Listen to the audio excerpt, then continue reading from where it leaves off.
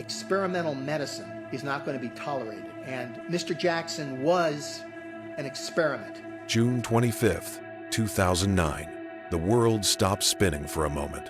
At exactly 12:21 in the afternoon Pacific Time, the voice that had once united generations went silent forever. Michael Jackson, the king of pop, was pronounced dead at 50 years old, and yet, even 16 years later, the questions surrounding his final days remain as haunting as his most powerful songs. This is not just the story of a death. It's the story of an artist who built a kingdom out of music and fame, only to find himself trapped inside it. It's the story of a man who wanted to be perfect, and the perfection that consumed him. In his last months, Michael Jackson was a paradox. To the public, he was preparing for the grandest comeback in music history, 50 concerts at London's O2 Arena, under the tour title, "This Is It." But behind the closed gates of his rented mansion on Carrollwood Drive in Los Angeles, the reality was much darker. He was a man who could not sleep. Those closest to him recall the same image again and again. Michael pacing the halls in the middle of the night, his skin pale, his hands trembling, his mind racing. The pressure was unbearable. He hadn't performed live in over a decade, and yet 50 shows were already sold out, nearly 1 million tickets gone in hours. The world demanded the impossible from a man who could barely rest for more than a few minutes at a time. He wanted it to be perfect, said Kenny Ortega, his longtime collaborator and director of This Is It. He wanted to give his fans everything, but his body couldn't keep up with his dreams anymore. To understand Michael's final days, we have to go back to the years that led him there, years marked by scandal, isolation, and obsession with control. After his trial in 2005, when he was acquitted of child molestation charges, Michael's public image was in ruins. He left the United States and spent years drifting between Bahrain, Ireland, and Las Vegas. Friends said he seemed like a ghost, polite, quiet, but deeply wounded.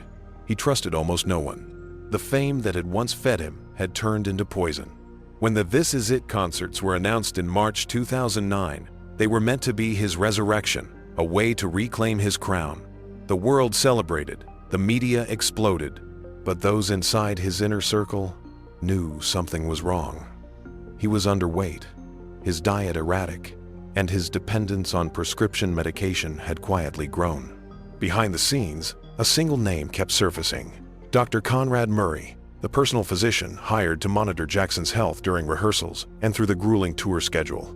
Murray's role would become central to one of the most shocking investigations in music history. At first, Murray's job seemed simple: to help Michael sleep. But as the nights dragged on and exhaustion deepened, the treatments escalated. Michael had developed a dependence on powerful sedatives: diazepam, lorazepam, midazolam, and finally, the one drug no doctor should ever administer outside a hospital: propofol. Propofol was not a sleeping pill. It was a surgical anesthetic, a drug used to knock patients unconscious for operations. But to Michael, it was the only thing that worked. He called it his milk. In those last weeks, the mansion on Carrollwood Drive turned into a private operating room. Each night, Michael would retreat to his bedroom, hook up to IV drips, and surrender to artificial sleep under Murray's watch.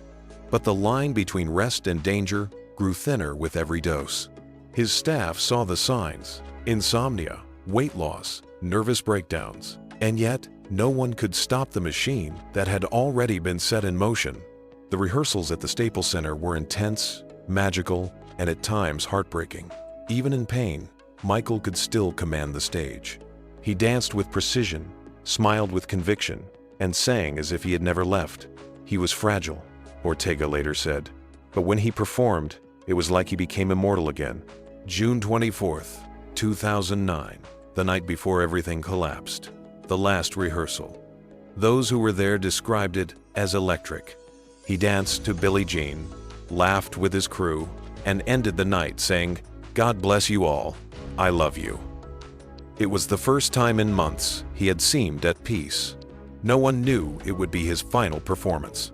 The next morning, the mansion was unusually quiet. Dr. Murray entered Jackson's bedroom around 1 a.m. to begin the nightly routine. For hours, he tried sedatives, first lorazepam, then midazolam, but nothing worked. Michael was wide awake. Anxious about the tour, his heart racing. At around 10:40 a.m., Murray finally administered propofol. Just enough, he claimed, to help him sleep. Minutes later, Michael stopped breathing. What followed was chaos. Murray tried CPR, called for help, but crucial minutes were lost. When paramedics arrived, Jackson's body was unresponsive. His eyes were half open, his skin gray. At 12:21, at the Ronald Reagan UCLA Medical Center, the announcement was made. Michael Joseph Jackson was gone. News traveled faster than sound. Within minutes, fans around the world began gathering outside hospitals, in Times Square, at the gates of Neverland Ranch. Some cried, others screamed. Some simply stood in silence, unable to process what had just happened. Television channels broke their schedules, social media crashed, and the planet united in grief. For the first time in decades, there was no controversy, no debate, only loss. But as tears fell, investigators began to dig, and the deeper they went, the clearer it became that this was not a natural death. It was a tragedy built on years of dependency, pressure, and denial. The toxicology report revealed lethal levels of propofol in his bloodstream, enough to stop any human heart. When questioned, Dr. Murray admitted to administering the drug, but denied wrongdoing. "I was trying to help him sleep," he told detectives. But the evidence told another story, one of negligence, secrecy, and greed. Michael Jackson had spent his life surrounded by people who wanted something from him: fame, money, power. And in his final days, even his search for peace had been turned into a transaction. The world had lost its brightest star, not because his light had faded, but because the world had demanded it burn forever.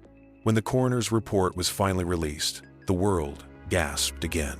The details were harrowing not because they were sensational, but because they revealed the human cost behind a legend who had been treated as something more than human for too long. Michael Jackson's autopsy painted the picture of a man who had given everything to his art and whose body had finally collapsed under the weight of perfection. He weighed only 112 pounds. His stomach was empty. His arms were covered in puncture marks from repeated injections. Scars lined his face, chest, and scalp, reminders of decades of surgeries, burns, and treatments meant to preserve an image the world refused to let go of. Inside, his organs told a story of chronic pain and exhaustion. His lungs were inflamed, his liver showed traces of pharmaceutical stress, and his bloodstream contained residues of multiple benzodiazepines, drugs meant to calm and sedate. But none of that killed him. It was the propofol, the surgical anesthetic that had been flowing through his veins in a place that was never meant to hold such a drug, a private bedroom, not a hospital. The forensic pathologist found enough propofol in his system to sedate an elephant. Acute propofol intoxication, the report concluded, with benzodiazepines as contributing factors. The official cause of death: homicide. The word struck like lightning. Homicide. The investigation turned immediately toward Dr. Conrad Murray. His version of events, pieced together through phone records and police interviews, sounded increasingly chaotic. He admitted to administering small doses of propofol for 6 weeks leading up to Jackson's death, a decision that defied every medical standard. Murray claimed that on the morning of June 25th, he had stepped out of the room for just 2 minutes to make a call. When he returned, Jackson was no longer breathing. But the phone log showed that Murray had been distracted for much longer, nearly half an hour, on calls with business associates. He didn't call 911 immediately. Instead, he tried to revive Michael himself, performing CPR on a soft mattress, something any medical student knows is ineffective. When paramedics finally arrived, crucial time had been lost. The prosecution would later describe Murray's actions as reckless, negligent, and fatal. In court, the world watched as the once celebrated physician sat behind the defense table, his career and his conscience on trial. The jury's verdict in 2011 was unanimous: involuntary manslaughter. He was sentenced to 4 years in prison, serving only 2. But to this day, the public remains divided. Was Murray the sole villain, or merely the last cog in a machine that had been grinding Jackson down for years? To understand that question, one must look beyond the courtroom to the shadowed ecosystem surrounding Michael during his final decade. He was a man controlled by contracts, lawsuits, and expectations. His comeback tour was not just an artistic endeavor, it was a financial necessity. Years of legal battles, extravagant spending, and settlements had left him drowning in debt estimates ranged between $400 and $500 million. The This Is It concerts were supposed to save him, to restore both his fortune and his legacy. But the very deal that promised salvation became his undoing. Every rehearsal, every late-night call, every injection, all fed into the same relentless engine of production. There was no one to tell him no, said a former aide. Everyone was too afraid of losing their job. Even in death, that fear lingered. The first hours after his passing were marked by chaos and secrecy. Murray's medical equipment disappeared. Staff members were told to stay quiet. Within days, speculation turned to conspiracy. Some claimed the doctor was covering for powerful people, that others had known about the propofol use but stayed silent to protect the show. When detectives raided Murray's home, they found a tangled web of emails, payment records, and phone logs connecting him not only to AEG Live, the concert promoter, but also to private security firms and pharmaceutical suppliers. The deeper investigators dug, the clearer it became that Michael Jackson had not been treated as a patient, but as an investment. Yet, beyond the legalities, what truly haunts those who loved him is the psychological picture that emerged in the weeks before his death. He was terrified. Crew members recalled how he would stare blankly into space between rehearsals, whispering that someone was watching him. He complained about hearing footsteps outside his window, shadows in the hallway, and voices whispering at night. His paranoia grew so intense that he began locking his bedroom from the inside, even when Dr. Murray was present. But there was something else, a profound sadness that no medicine could touch. In one of his final conversations with his friend and choreographer Travis Payne, Michael said quietly, "They're going to kill me. They're going to kill me. And they'll say, I overdosed." Those words became an eerie prophecy. The autopsy results only reinforced what his inner circle had long suspected, that Michael's fragile state of mind was fueled by years of trauma. His childhood, shaped by the brutal discipline of his father Joe Jackson, had left scars that never healed. His adult life, marked by fame and constant public scrutiny, stripped him of the ability to trust or rest. Even as he smiled for cameras, his mind was unraveling. The need for control over his art, his image, his pain became his only refuge. The surgeries, the skin treatments, the endless perfection, they were not vanity, they were desperation. A desperate attempt to reshape the reflection in the mirror into something he could bear to look at. When the full toxicology report was made public, one chilling fact stood out. There was no trace of illegal drugs in Michael Jackson's system. None. His addiction was not to street substances, but to prescribed medicine given by doctors who should have protected him. After the funeral, which drew millions of viewers around the world, his family demanded justice. Michael didn't have to die, his sister LaToya declared. He was murdered. But justice, as always, was complicated. The conviction of Dr. Murray felt hollow. The world wanted closure, a clean ending to an unclean story. But how do you close the book on someone who never truly belonged to this world? In the months that followed, fans turned grief into obsession. They visited his tomb, dissected photos, chased rumors that he was still alive, that his death was staged. The myth of Michael Jackson continued larger than the man, beyond life itself. But for those who had known him intimately, there was no mystery, only sorrow. He was tired, said one of his brothers. He just wanted peace. He never found it. And yet, in a strange way, the silence that followed his death carried its own kind of truth. It reminded the world that even the brightest stars burn out, not because they fail, but because they shine too fiercely for too long. In the weeks after Michael Jackson's death, the world refused to let go. Memorials erupted in every city, from Los Angeles to Tokyo. Candlelight vigils filled the streets, murals appeared overnight, and radio stations played his music non-stop. It was as if humanity was trying to resurrect him through sound. For millions, the loss was not just of an entertainer. It was the death of a symbol, of childhood, of innocence, of an era that would never return. But behind the collective mourning, chaos was brewing. His estate, once hidden behind a wall of secrecy, was suddenly thrust into the light, and what emerged shocked even those closest to him. When lawyers opened Michael's will, it became clear that his finances were far worse than anyone had imagined. Decades of lawsuits, settlements, and extravagant spending had left his empire buried under mountains of debt. There were hundreds of millions owed to banks, promoters, and creditors. Yet, paradoxically, he was also worth more in death than he had been in life. The executors of his estate attorney John Branca and music executive John McClain quickly moved to stabilize the situation. They launched a posthumous plan that would turn the tragedy into a fortune. Within months, the This Is It documentary premiered worldwide, grossing over $260 million.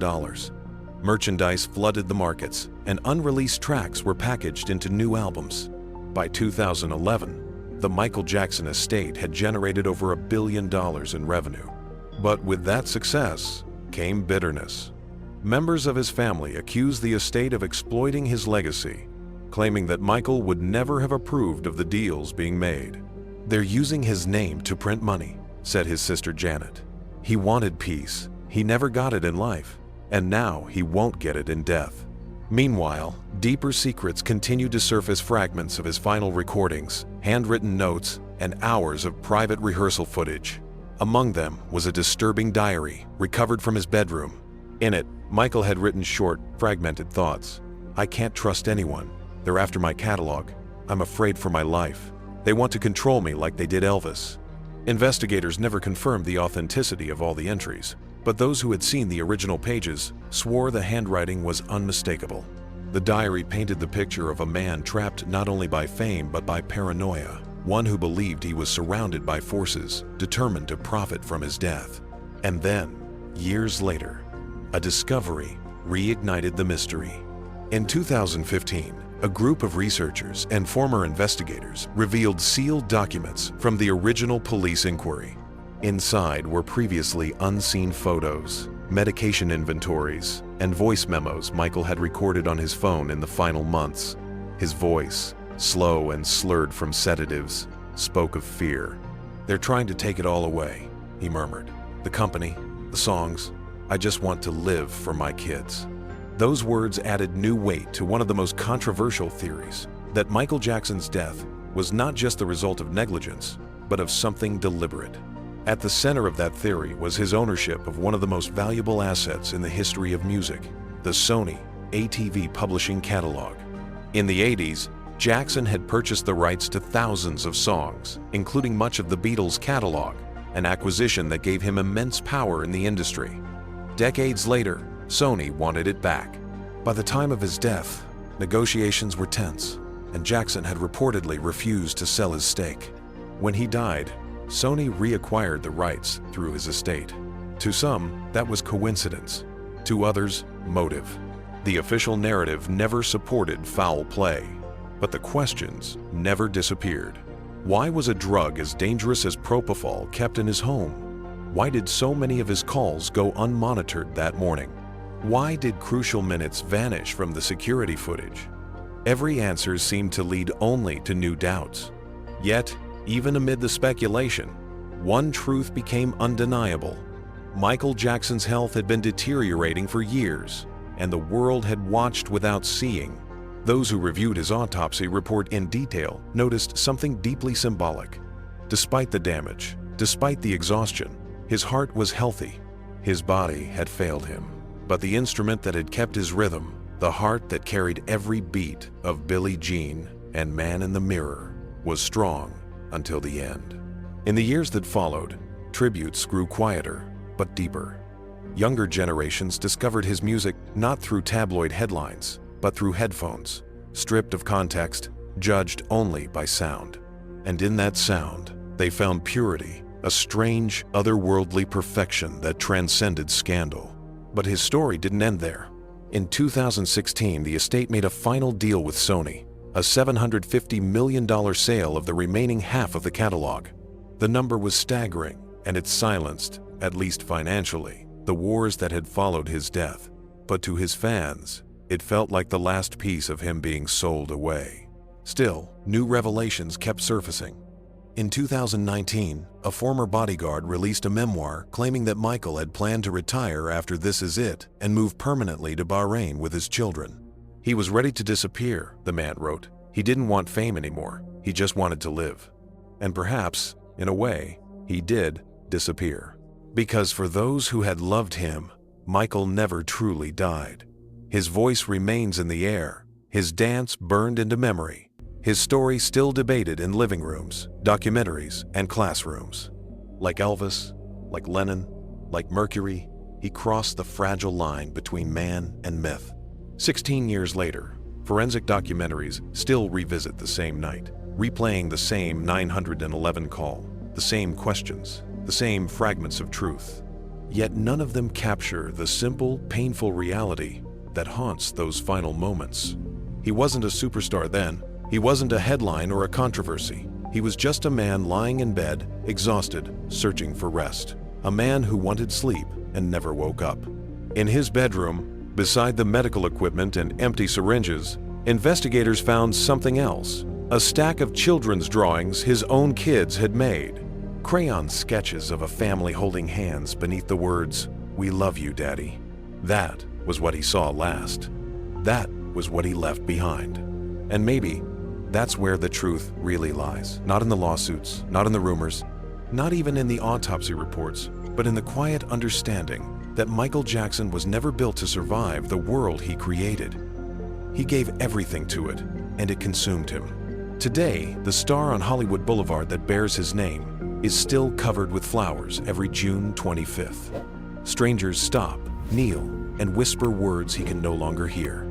Yet, perhaps, somewhere beyond the noise, the king of pop finally got what he wanted all along: silence, peace,